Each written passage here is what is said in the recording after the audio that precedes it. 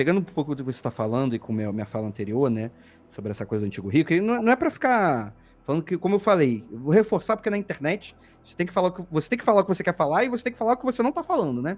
Eu não tô falando que rico era bonzinho antes, não é isso que eu tô falando. Mas como o próprio Caio estava falando, existe uma racionalidade. Se você pega 1%, 2% do que você ganhou e reinveste na comunidade, aquela comunidade vai ser um pouco menos merda, né?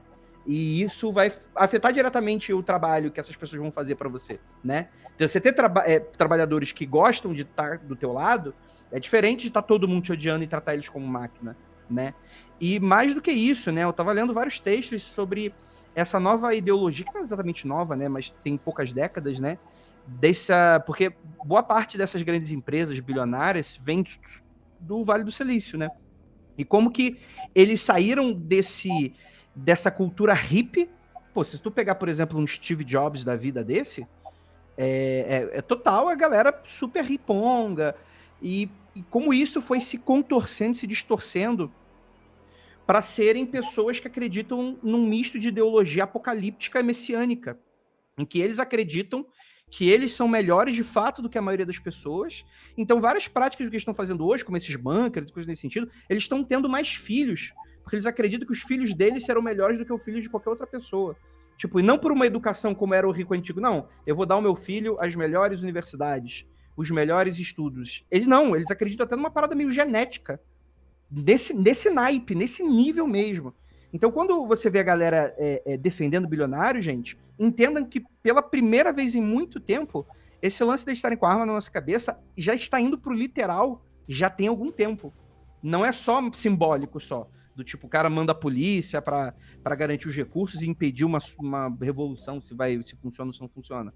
A gente tá falando sobre alguém que literalmente te odeia. Te odeia a nível molecular, assim. Tipo, nada de nós serve, assim, nesse sentido.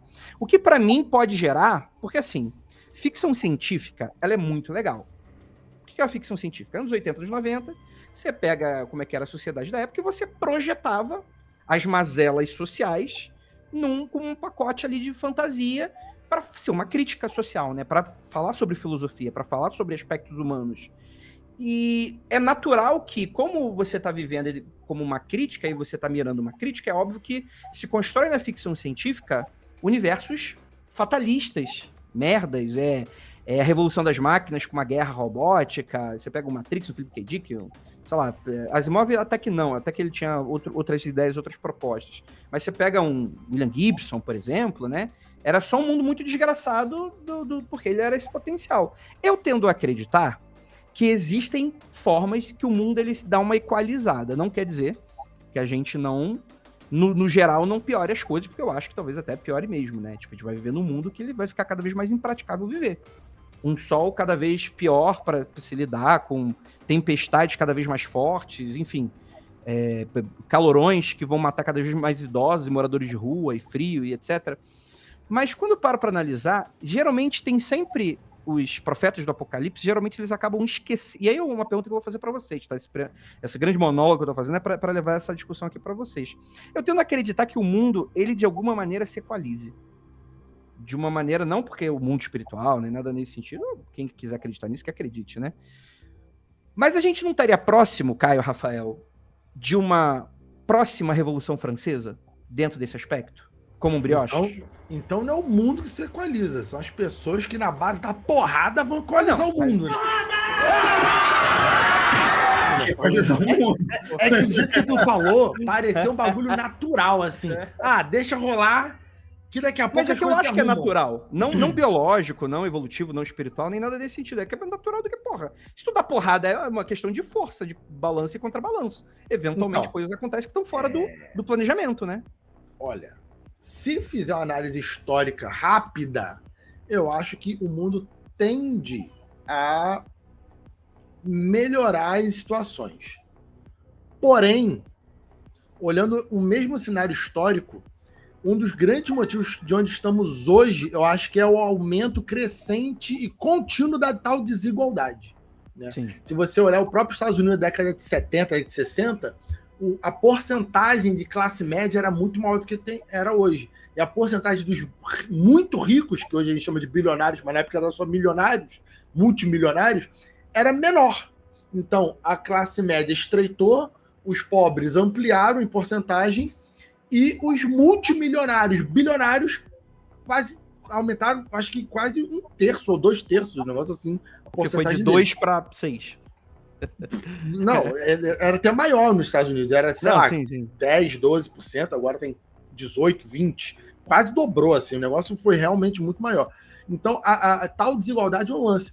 O que a gente vê nos Estados Unidos, que foi o início do papo e continua, parece que continua nesse, também é sobre isso, como o Caio disse, o Trump ganhou nessa promessa de combater a elite intelectual bilionária, né? E favoreceu o branco pobre que perdeu todas as oportunidades. Então foi uma reação popular completamente manipulada na minha observação, que se você der poder para esse cara ricão aqui, multibilionário que é o Trump, ele vai ajudar você, pobre fudido, contra os outros multibilionários que são amigos dele. Né? E as pessoas acreditam, porque acreditam no herói. E aí você tem uma reação que inicialmente, aparentemente, é para tentar dar uma equalizada, quando quem era bilionário ficou mais bilionário e quem era lascado está se lascando lá, porque agora vai ter que ir para a guerra, vai ter que financiar a guerra, vai ter que trabalhar em subempregos. Então, existe uma tendência de equalizar, mas os custos dessa equalização dependem. Pode ser que equalize em 10 anos ou pode ser que piore muito ainda. Nada é garantido, porque a história pode se retroalimentar e tal, mas isso é uma incógnita. A coisa pode piorar tanto que hoje, se a gente chegasse no estádio igual hoje, a gente falaria, nossa, hoje está tão maravilhoso, porque até ficar como hoje estamos, piorou tanto que no estádio inicial atual seria incrível. Sabe? Uhum. Então a coisa pode piorar muito. Não dá para saber qual vai ser o ponto de quebra, né? Isso exatamente. Qual é o mais baixo e qual é o ponto mais alto que as pessoas vão falar, nossa, que maravilha. Então a gente não sabe quanto que vai ser, mas sim, concordo contigo mais ou menos. E tem duas reações possíveis ao recrudescimento das situações sociais, das condições de vida. Tem sempre essa imagem que a gente fala de, uma hora a água bate na bunda e você abre os olhos. E eu gosto de lembrar, assim, do que foi a pandemia de Covid em relação a isso, por exemplo. Se tinha gente que negava a vacina no leito de morte. Se tinha gente que, assim, tipo, li um relato, assim, de uma mulher que se vacinou. E aí, o pai dela morreu. O pai não se vacinou, o pai acreditou no irmão. O pai dela morreu. Eles foram no funeral de máscara. O irmão não foi no funeral de máscara, pegou Covid e, na beira da morte, estava culpando ela porque tinha sido as partículas de vacina que ela tomou que tinham matado ele e o pai. Então, é nesse nível de coisa. Tipo assim, a parte dela, da família toda, sobreviveu e o cara estava na leito de morte nesse nível. Então, essa imagem de que uma hora vai ficar tão ruim que as pessoas vão reagir para um lado, eu não concordo. Eu acho que uma hora vai ficar... Pode virar fascismo. Pois é. Uma hora vai ficar tão ruim que as pessoas vão reagir. Se elas vão reagir contra quem está causando o real de verdade, ou se elas vão reagir contra o pedido do imigrante, que não tem nada a ver com o problema social que ela está vivendo, que não é quem está roubando o emprego dele, porque quem roubou o emprego do americano não foi o imigrante, foi o dono da empresa, o dono, a elite ali, que mandou a fábrica que fabricava o que aquele homem branco produzia para a China. Não foi o imigrante que chegou do México e roubou o emprego industrial no Rust Belt, como eles chamam. E, Caio, esse detalhe que você está falando, só para dar uma adição no que você disse, não é porque ele mandou a fábrica de bicicleta para a China, não é porque ele queria vender uma bicicleta mais barata para o americano. É porque ele quis aumentar a margem de lucro dele. Que ele queria aproveitar o fato do chinês, na época, receber menos. Exato. Ele queria explorar mais o trabalhador. Se o americano pagava $100 na bicicleta, ele continuou pagando $100 na bicicleta, mas essa bicicleta agora custava 1/5 do preço, porque agora estava pagando salário na China, que na década de 90, 80 era muito baixo, mas ele não queria beneficiar o americano, ele queria aumentar a própria margem de lucro. Então não é porque ele era bondoso, né? Não. Desculpa aí. Ou ele fez automação.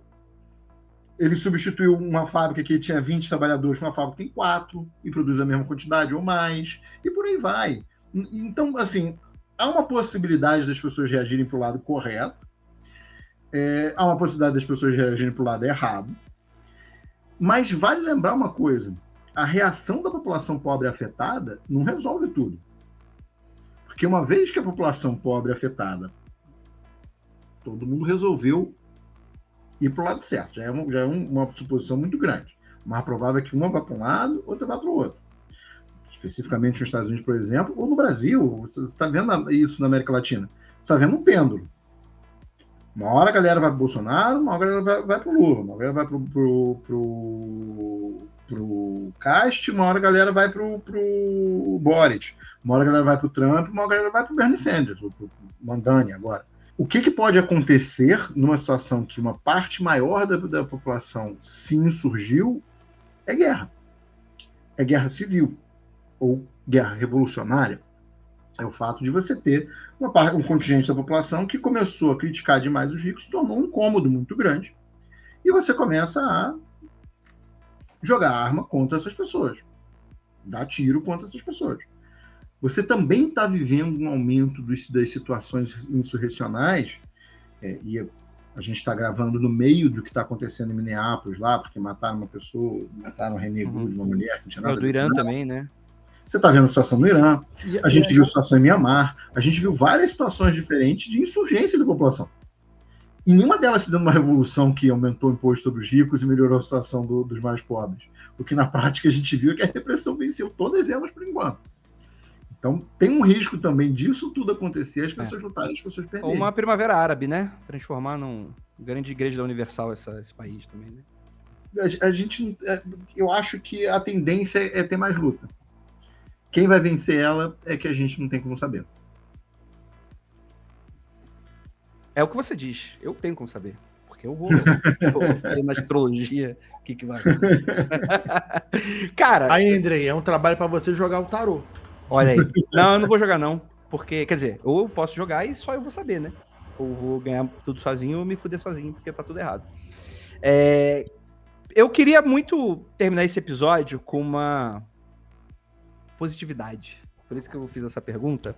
Mas eu entendo que é uma leitura, às vezes, até muito perigosa, né? Porque também a gente periga muito a gente falar, não, eventualmente vai ficar tudo bem, né? Que é a minha crítica, por exemplo, a essa galera da espiritualidade que vai para esse viés, não, o mundo tá evoluindo, estamos em regeneração, né? Aí fica ali com a bunda na cadeira, esperando Jesus Cristo abraçar, né, bater palmas e Apocalipse chegando e vai estar tudo certo. Mas, ao mesmo tempo, eu acho que é importante a gente sonhar um pouco, né? Ter uma plataforma de onde a gente consiga extravasar um pouco disso. Então, eu queria, talvez, mesmo que seja pequeno, soluções não de longo prazo, porque aí qualquer pessoa fala revolução, mas é aquilo, né? A revolução que funciona é a minha, né? Das coisas que eu acredito, etc. Eu queria de vocês uma solução que seja mais pessoal, porque a gente entende que nesses grandes momentos históricos, nós temos pessoas que, sei lá, você vai sair hoje para uma eleição, hoje é dia de eleição, hoje não, esse ano é dia de eleição, é foda. E eu sinto que, independente do que a gente faça, é muito difícil, às vezes, mudar um quadro, um cenário, um momento histórico e etc. Mas o que vocês acham que, a nível pessoal, as pessoas conseguem, talvez, melhorar um pouco o estilo de vida e, pelo menos, estarem preparadas para o momento em que, de fato, a gente vai ter que pegar em armas? O que vocês... Rafael, o que você acha? Você acha que tem alguma coisa que a gente pode fazer? Cara, eu vou falar o seguinte... O que eu, pessoalmente, comecei a fazer há muito tempo sobre isso. Há muito tempo, mais ou menos, né? Porque teve anos na vida que simplesmente eu só trabalhava para comer. Então, né, vai depender muito da situação da pessoa. Mas, assim, acredito que você tem que ter disposição para correr uns 1 quilômetro. Né? É bom, né? Subir uns 6 lances de escada sem ter um infarto. Então, acho importante. Mas tá falando que a pessoa não pode ser gorda. Meu querido, eu conheço muita gente gorda no jiu-jitsu que corre, que luta com 50 minutos, não é o peso da pessoa que eu tô falando. Tô falando de disposição, pô. Tem que ter disposição. Disposição para porradaria franca. Disposição para ou correr, ou se precisar sair no embolo e você não se machucar porque alguém deu um soco na tua barriga e tu morrer. Então, assim, eu acho que fisicamente todos nós não vai fazer mal você ter um preparo físico mínimo para sua vida. Eu acho que isso é muito importante. Segunda coisa, eu acho que a gente tem que aprender a fazer coisas básicas. Sei lá. Acender uma fogueira com fósforo. Mesmo com fósforo.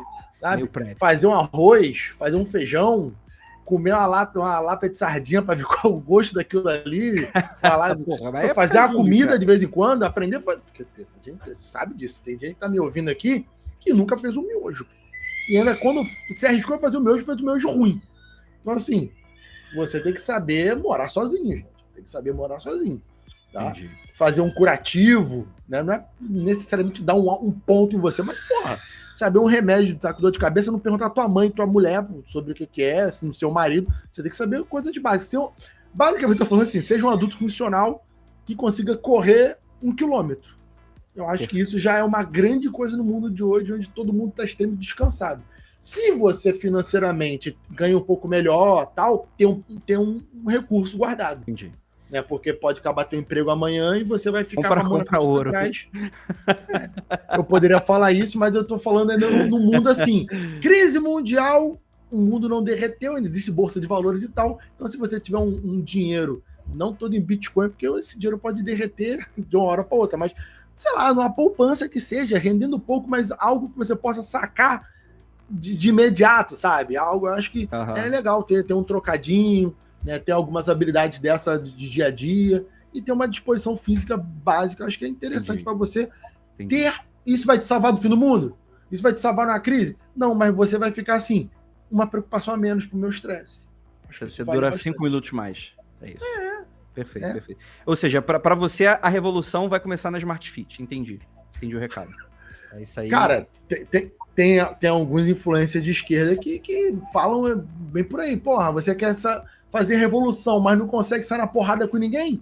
Porra de revolucionário é você aí, ó. Tem que saber. Rapaz, fica aí a grande crítica, Rafa Jacoboni. Caio, no teu caso, o que você diria, acho que a gente possa fazer a nível pessoal, que possa, talvez, não necessariamente melhorar tudo, né, mas que deixar a gente melhor? Eu acho que ao longo desse episódio a gente falou várias vezes sobre como tem um interesse em desunir as pessoas.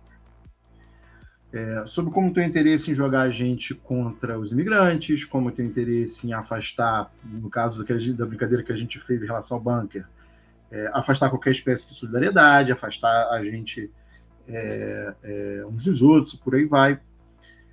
E eu acho que a gente parte disso também é um certo plano ligado à internet. O fato da gente se relacionar muito mediado por uma máquina que decide com quem que a gente vai se relacionar e como a gente vai se relacionar com as pessoas. Então, assim, minha dica é uma dica que vai muito além de só para fazer a revolução, mas eu acho que eu vou discordar um pouco de que as pessoas deveriam malhar para fazer a revolução, porque eu acho que, ao longo da história, mulheres, velhos, idosos foram importantes para revoluções, e a guerra hoje em dia é feita com logística, não com tapa na cara. Você aperta um botão, uma coisa explode do outro lado. Mas eu acho o pedido de malhem muito importante. Tenham disposição muito importante. Por quê?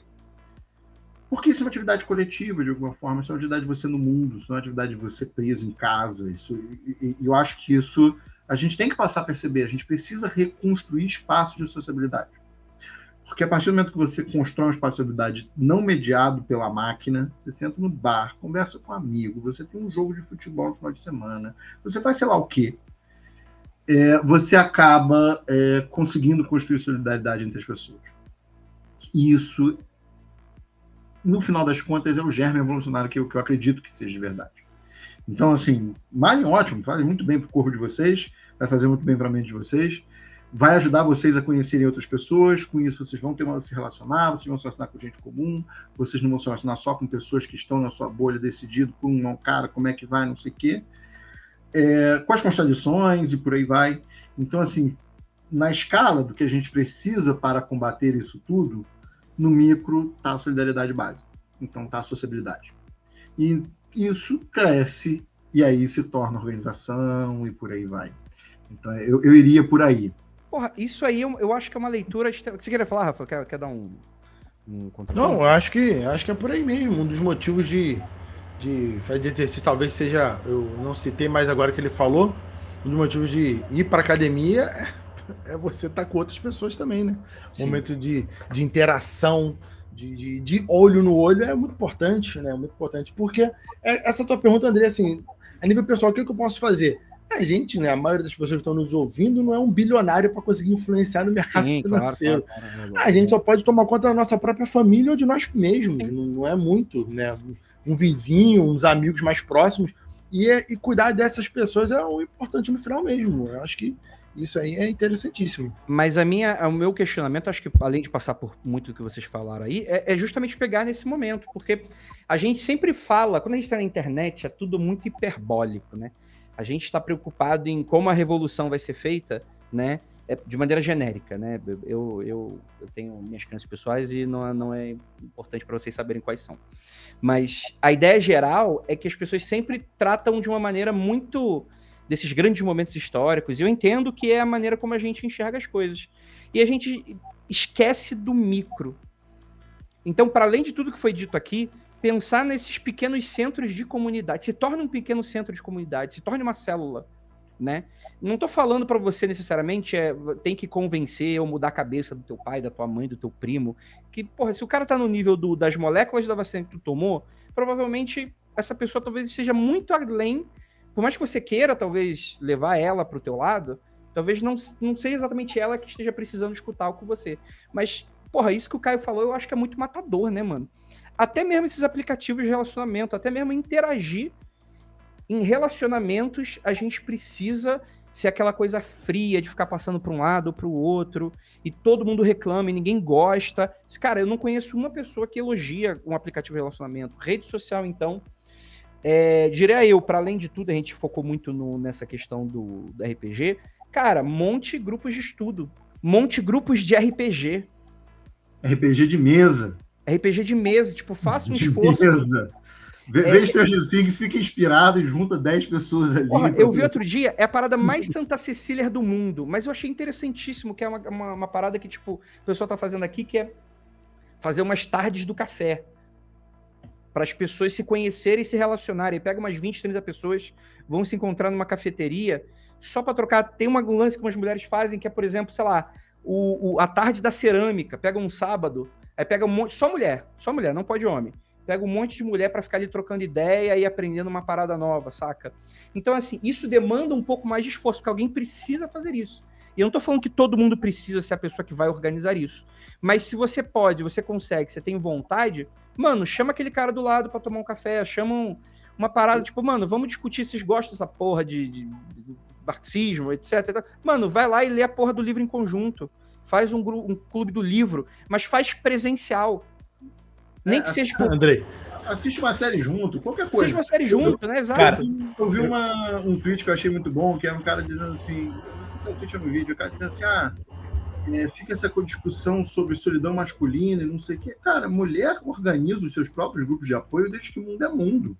É grupo do livro, solidário não sei o quê, é qualquer coisa que faça para juntar um monte de gente, para quando alguém tiver uma merda, quando alguém ficar maluquinho e por aí vai, ter gente para segurar a onda. Sim. Esse rolê de homem ficar na frente do computador e aí ficar se radicalizando, ficando cada vez mais sozinho, não conseguindo se relacionar com nada, não sei o quê, cara, se resolve com um pouquinho mais de tolerância, né, cara? Acha uma coisa que você gosta e sai na rua, sacou? E junta com gente. Aí, Caio, entra muito a parte da disposição. Às vezes o pessoal pergunta assim, pô, Jacaúna, na live, como que eu faço para conhecer pessoas? Manda um conselho, eu falo, sai de casa. O pessoal, pô, mas eu não gosto. Eu falo, pô, mas você tem que dar teu jeito, pô. A pessoa quer conhecer pessoas, mas não está disposto a ir numa festa, num bar, num cinema, no shopping. Cara, mas praça. Eu super entendo. Sabe? Porque o mundo ele está se organizando para ser uma grande armadilha pega-mosca. E eu entendo que você precisa de um esforço ativo pra fazer essas coisas, e às vezes a pessoa tem depressão, às vezes a pessoa Sim. tem ansiedade, às vezes a pessoa tem ansiedade social, mas isso é o que tá causando isso é justamente isso que a gente tá falando. Então, Sim. se você tem como sair dessa estática, eu acho que é importante. É isso que eu Eu posso. acho que tem-se uma imagem de sociabilidade que é ligada a uns espaços que são difíceis de sociabilidade. Eu sou um cara muito tranquilo de ir num bar e fazer amizade no bar. Mas eu sei que eu já não fui. Eu sei que quando eu tinha uns 19 anos de idade, eu era meio tímido, você tava no bar, era meio foda, assim, fazer amigo no bar. Não era fácil. Pô, cara, pega uma cara que você gosta. Uhum. Porque no assunto que você se interessa, pô, esse assunto você já tá confortável. Você já gosta de falar, você gosta de ouvir sobre o assunto. Tem que lembrar esse detalhe, assim, tipo, muita gente não gosta de ouvir, tem que ter tolerância, tem que ter paciência, nem todo mundo vai falar o que você quer, nem todo mundo vai falar o assunto que você quer, e por aí vai, mas se o assunto já é aquele, que você já dá uma facilidade, né? Já facilita muito. E aí, cara, porque essa frase também é muito comum, né? Tipo assim, não, pô, vai no bar, vai dançar. Não sei se eu consigo. Mas todo mundo tem um interesse qualquer que a pessoa já é confortável em estar nesse interesse, já está imerso nesse interesse. Sim. Todo mundo gosta de algum assunto que sobre aquele assunto ali ele está de boa de ouvir e falar. Mano, mesão de Magic. O que for, cara, artesanato, o que for, o que você gostar, você faz, sacou? Cara, eu acho que... Agora eu vou ser parcialmente cancelado. Um dia me perguntaram assim, Rafael, como eu faço para chegar em garotas? Eu falei assim, a dica básica é... Cuidado, Rafael. Cuidado. Ouça o que elas falam. A pessoa me olhou como se fosse a coisa mais maluca do mundo, assim. Como assim? Eu falei assim, você puxou um assunto, escuta e interage. Dependendo do que a pessoa falar, tu interage. A pessoa me olhou com a cara, tipo... Ouvir? Aí eu falei, pô. Se tu não conhece a pessoa, deixa ela falar alguma coisa, depois tu responde. Mas presta atenção no que a pessoa tá falando. Aí a pessoa, tipo... Tem deve funcionar, né? Funciona. Funciona. Tem um sujeito, cara... banho. Que a história de vida dele é super engraçada. Eu até botei ele como personagem de uma série que um dia eu vou conseguir produzir. Ele se chama Chris Voss. Ele é coach de negociação. E ele ficou um tempão no FBI, ficou um tempão um tempinho no auxílio ao suicídio. Eu ligava para ele para dizer estou muito mal, não sei o que. Ele tentava convencer a pessoa a não se matar. E depois ele ficou no FBI como negociador de sequestro. E ele saiu de lá para ser coach de negociação, de fazer negócio, tal, contratos e tal. Tudo porque ele tinha essa experiência. E é super engraçado que a maior dica que ele diz é o seguinte: você tem que aprender o que o cara quer. Se você quiser fazer um bom contrato, você tem que aprender o que o cara quer. Então, para você aprender o que o cara quer, você tem que ouvir. Mas você só pode ouvir se ele falar. Então você tem que falar o mínimo possível necessário para a pessoa continuar falando.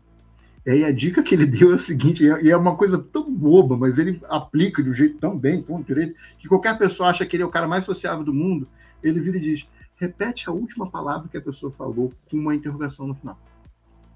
E aí, acabei de falar essa frase, com uma interrogação no final? Aí a pessoa, simplesmente o fato de você pegar a última palavra e repetir como se fosse uma frase, é mesmo?